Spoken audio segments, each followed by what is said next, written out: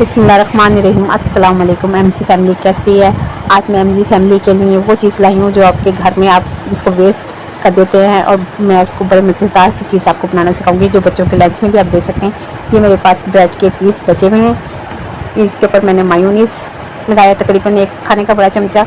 साथ ही मैं इसके ऊपर केचप लगा दूँगी। केचप आपकी अपनी मर्ज़ी है, टमाटो केचप, वैसे मैं यहाँ गार्लिक केचप इस्तेमाल कर रही हूँ। अब इसको मैं अच्छे से ब्रेड पे जैसे हम जैम या मक्खन वगैरह लगाते हैं इस तरह से इसको लगा देंगे अच्छे से चारों तरफ, सारी तरफ इसको हम इससे कवर कर देंगे।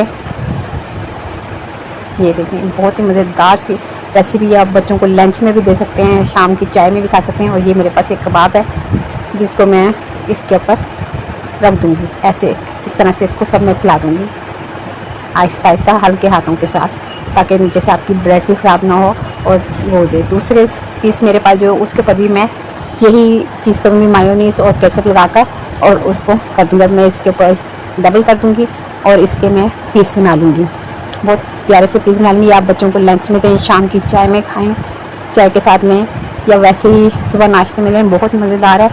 इसका बनाना भी आसान है, कोई मुश्किल नहीं। अक्सर जो पीस हमारे पास बच जाते हैं, हम कहते हैं इसका क्या करें, तो आप मेरी इस रेसिपी पे बनाते हुए इसको इस्तेमाल करें, आपको मज़ा आ जाएगा। ये देखें कितने मज़ेदार सा ये बना है।